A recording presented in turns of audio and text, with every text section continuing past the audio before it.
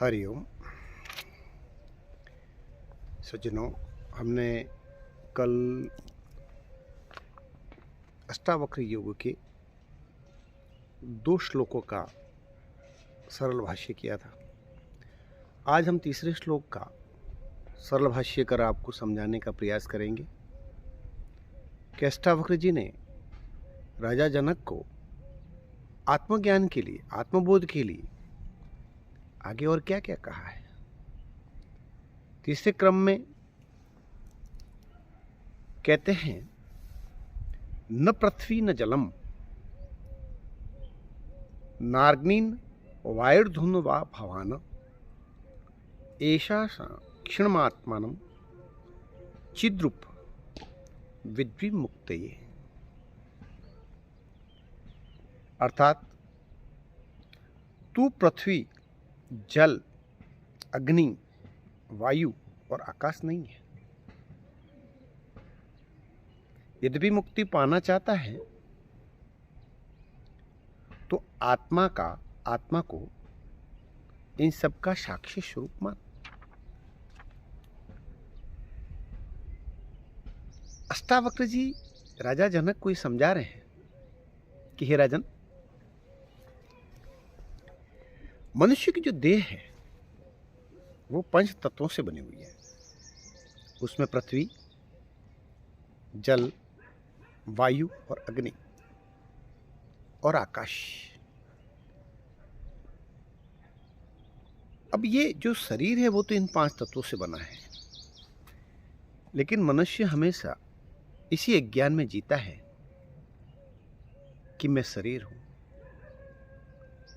वास्तव में शरीर कोई एक वस्तु नहीं है, एक तत्व नहीं है। ये 5 तत्वों से बना हुआ एक पंच भौतिक शरीर है। लेकिन अज्ञान स्वरूप हमेशा मनुष्य ये सोचता है कि मैं मात्र शरीर हूं और ये शरीर ही मैं हूं। और ये जो अज्ञान है शरीर का, ये आत्मानुभूति के भूत में बहुत बड़ा रोड़ा है, बहुत बड़ी बाधा है। इसलिए अष्टावक्र जी कहते हैं कि पहले तो इस नासमझी को दूर करो कि तुम यह शरीर हो। तुम ये शरीर नहीं हो, यह 5 महाभूतों से निर्मित परमात्मा को पाने का एक साधन मात्र है। इसे साधन समझो, शरीर नहीं। शरीर है पर साधन है, परमात्मा को पाने का साधन। और अपने इस क्षणभंगुर जीवन को इस संसार सागर से पार करने के लिए तुम्हें जो ये साधन मिला है, अष्टावक्र जी कहते हैं कि तुम इसके साक्षी बनो। इस देह के, इस पंचभूतों से बने हुए शरीर के साक्षी बनो और इस पंचभूत शरीर का साक्षी बनकर इसका अवलोकन करो। हे राजन, तुम साक्षी भाव विकसित करो। यह अष्टावक्र जी राजा जनक को अष्टावक्र जी कहते हैं कि साक्षी भाव विकसित किए बिना इस शरीर का साक्षी भाव बनना, चेतना में जीना कि मैं शरीर नहीं हूं, इस प्रकार की जब भावना, इस प्रकार की जब साधना जीवन में घटित होती है, इस प्रकार की चेतना का जब दर्शन होता है, साक्षी बनते हैं कि ये मैं नहीं हूं, इस शरीर में नहीं हूं, ये तो मेरा साधन है। जो मैं हूं वो सनातन है, सत्य है, अनादि है, सदा रहने वाला साक्षी स्वरूप परमात्मा है। इसलिए राजन, इस शरीर का सम्मोहन छोड़ो और परम सत्य की अनुभूति करो। पहले इस ज्ञान से बाहर निकलो कि तुम शरीर हो। ये पंचभूत शरीर नहीं हो तुम। ये शरीर मुक्त होने का एक साधन मात्र है। इसलिए आत्मानुभूति की पहली सीढ़ी यही है कि शरीर के मोह से दूर होना। यह ज्ञान कि मैं शरीर हूं, ये कभी आत्म साक्षात्कार नहीं होने देता। ये सदैव शरीर से बंधा रहता है। इस कारण से अष्टावक्र जी कहते हैं, राजन ऊपर उठो, इस शरीर की भावना से ऊपर उठकर इसे साधन समझो। ये पंचभूतों से बना हुआ शरीर है, इसके साक्षी बनो। आगे राजा जनक को अष्टावक्र जी कहते हैं चौथे श्लोक में, यदि देहम प्रत्यकृत्य चेति विश्रम्य तिष्ठसि अधुनैव सुखी शांतो बंधमुक्तो भविष्यसि। अर्थात यदि तू देह से स्वयं को पृथक कर लेगा और चित्त को विश्राम देगा तो तत्काल उसी क्षण शांत और बंधन मुक्त हो जाएगा। अष्टावक्र जी बड़े ही काम की बात राजा जनक को यहां समझाते हैं कि हे राजन, यदि तुम्हें सुख चाहिए, तुम्हें शांति चाहिए, तुम्हें मुक्ति चाहिए, ये सभी एक ही शब्द, एक ही अर्थ की पर्यायवाची है। मुक्ति को, सुख को या शांति को। जब व्यक्ति को यह बोध हो जाता है कि मैं शरीर नहीं हूं बल्कि चेतना हूं, शक्ति हूं, वो चेतन सत्ता जो शरीर के एक एक अणु में, एक एक कण में समाहित है, वो चैतन्य सत्ता, प्राण सत्ता जो श्वास के द्वारा प्रतिक्षण हमारे हृदय में उपस्थित है, एक एक श्वास में आने वाला अमृत इस शरीर के कण कण को पोषित कर रहा है। जब इस प्रकार का अनुभव होने लगे तो देहाभिमान छूट जाता है। चित्त में उठने वाले विचारों की तरंग शांत होने लगती है। चित्त की वृत्तियों का अभाव होने लगता है और जब हमारा मन, चित्त विचारों की भीड़ से रहित हो जाता है, जब वृत्तियों का सर्वथा अभाव हो जाता है, अष्टावक्र जी कहते हैं उसी क्षण हमारा हृदय विश्रांति का अनुभव करने लगता है। हे राजन, हृदय में एक अद्भुत शांति जो पहले से ही उपस्थित है, एक अद्भुत सुख, परम सुख जो पहले से ही उपस्थित है, उसका आभास होता है और स्थिति परम मुक्त होने का, परम सुखी होने का लक्षण है। इसलिए अष्टावक्र जी राजा जनक को कहते हैं कि हे राजन, सबसे बड़ी बाधा आत्मानुभूति में है, वो शरीर का बोध है, शरीर की भावना है। यह ज्ञान कि मैं शरीर हूं, इस शरीर के अतिरिक्त कुछ नहीं हूं। इस प्रकार का जो बोध है, इस प्रकार का जो ज्ञान है, वो ज्ञान नहीं, अज्ञान है। इसलिए अष्टावक्र जी कहते हैं, राजन,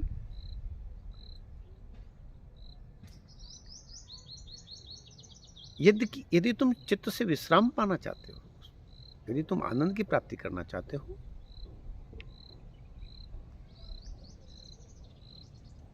तो सबसे पहले अपने आप को विश्राम देना सीखो। क्योंकि जो चित्त है उसमें बहुत सारी भीड़ भरी हुई है, विचारों की भीड़। जब तक वो विचारों की भीड़, वृत्तियों की भीड़ शांत नहीं हो जाती, उसका निरोध नहीं हो जाता, आत्मा की अनुभूति करना बड़ा कठिन है। इसलिए हे राजन, यदि तुम सुखी और शांत होना चाहते हो तो पहले अपने चित्त को शांत करना सीखो, अपने चित्त की वृत्तियों का निरोध करना सीखो। बिना चित्त की वृत्तियों का निरोध किए, उसका अभाव किए, परम सुख परम विश्रांति का अनुभव नहीं हो सकता। इसलिए हे राजन, इस देह की भावना से ऊपर उठो और अपने परम चैतन्य का अनुभव करो। आगे अष्टावक्र जी राजा जनक को कहते हैं, न तुम विप्रादिको वर्णो न श्रमी नाक्ष गोचर असंगोसी निराकारो विश्वसाक्षी सुखी भव। अर्थात तू ब्राह्मण आदि वर्ण नहीं, न आश्रम है, न दृष्टि गोचर है, तू स्वयं को असंग व निराकार मानकर सुखी रहे। यहां पे अष्टावक्र जी राजा जनक को कहते हैं कि हे राजन, आत्म साक्षात्कार की अनुभूति में यदि सबसे बड़ी बाधा कोई है तो वो है देहाभिमान, देह में आसक्ति। देह में आसक्ति ही आत्म साक्षात्कार की सबसे बड़ी बाधा है। देह हमारी हो या दूसरों की, उसमें देह बुद्धि होना, शरीर बुद्धि होना, चेतना से पृथक किसी तत्व की भावना करना, यही ज्ञान है। हमारी दृष्टि सदैव देह तक ही सीमित रहती है और इसी ज्ञान के कारण हमें अपने स्वरूप का बोध नहीं होता है। मैं ब्राह्मण हूं, वह यह है, मैं बड़ा हूं, वह छोटा है, ये ग्रस्त है, ये संन्यासाश्रम है, ये बड़ा है, ये छोटा है। इस प्रकार की बातें अज्ञानता के कारण ही उत्पन्न होती हैं।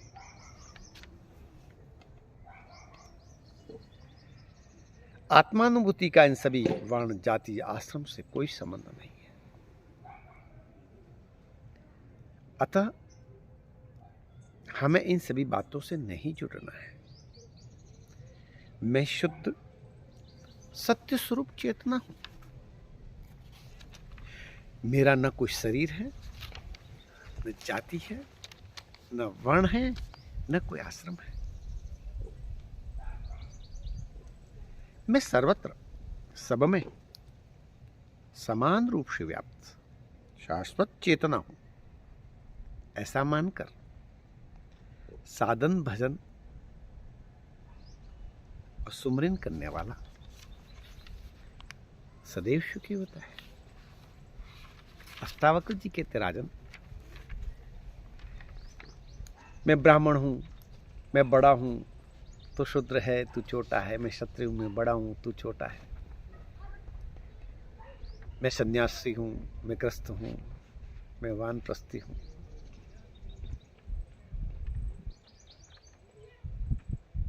ऐसा नहीं, तुम शुद्ध चैतन्य स्वरूप हो, चेतना ही हो, तुम सर्वव्यापी हो, तुम्हारा कोई आकार नहीं है, तुम निराकार हो। निराकार का अर्थ ये नहीं कि जिसका कोई रूप नहीं वो निराकार नहीं। निराकार का अर्थ होता है वह तत्व जिससे सब रूप लेते हैं, आकार लेते हैं, वो हो तुम रूप स्वरूप नहीं हो, तुम वर्ण आश्रम नहीं हो। इस प्रकार की भावना से पृथक होकर अपने भीतर उस चैतन्य सत्ता का अनुभव करना ही आत्म साक्षात्कार की सीढ़ी है। इसलिए राजन, इन सब से ऊपर उठो। आगे अष्टावक्र जी कहते हैं, धर्मो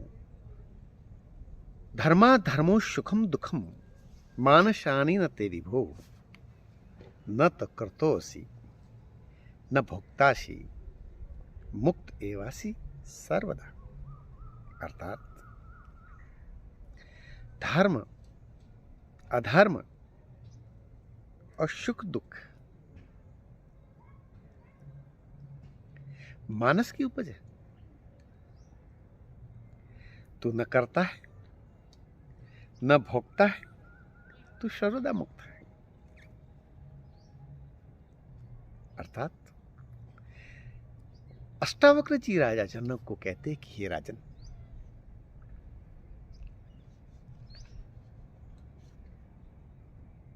ये धर्म है, ये अधर्म है, ये सुख है, ये दुख है, ये वस्तुतः कुछ नहीं है। ये सब मन की उपज है, मन से पैदा होने वाले तत्व है। ये करो तो मैं सुखी हो जाऊंगा, यह न करने से मैं दुखी हो जाऊंगा, ये करना मेरा धर्म है, यह न करना अधर्म है। इस प्रकार की धारणाएं बनाकर उसके इर्द गिर्द हमारा जीवन चलता रहता है। हम उसके चारों ओर चलते रहते हैं इसी स्वरूप को लेकर के कि किस काम को करने से मैं दुखी होऊंगा, किस काम को करने से सुखी होऊंगा, क्या मेरा धर्म है, क्या मेरा अधर्म है। लेकिन वास्तव में धर्म क्या है और अधर्म क्या है?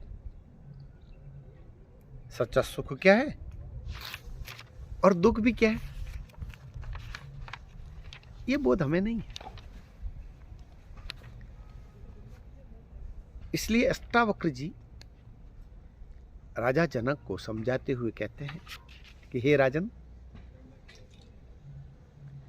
मनुष्य में से यही सोचता है कि वह तो ये देह है, वह तो ये शरीर है,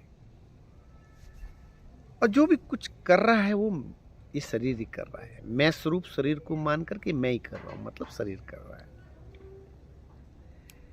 और मैं ही करता हूं और मैं ही भोगता हूं, मैं ही भोगने वाला हूं, मैं ही इस सुख का आनंद ले रहा हूं, मैं मुझे दुख का अनुभूति हो रही है। और चूंकि जब मनुष्य ने अपने आप को शरीर मान लिया है और अपने आप को कर्ता भी मान लिया और उसको भोगने वाला भी मान लिया है, फिर सुख का आभास भी उसी होगा, दुख का आभास भी उसी होगा। तो ये तो मन की उपज होगी। मन कहेगा कि ये अच्छा है तो उसे सुख मिलेगा, ये खराब है तो दुख होगा। इसलिए अष्टावक्र जी कहते हैं कि ये सारे मन के खेल हैं। हे राजन,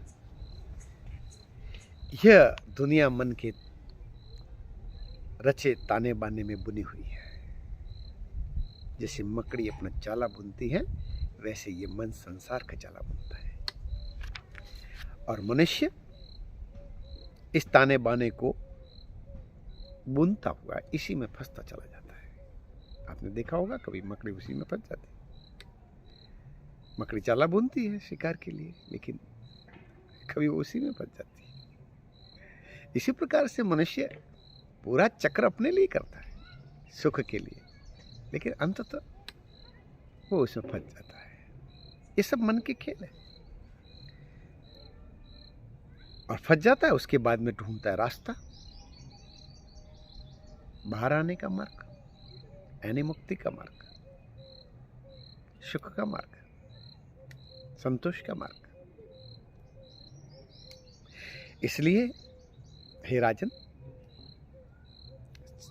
धर्म क्या है? अपने स्वरूप को पहचानना, अपने सत्य स्वरूप को पहचानना ही धर्म है।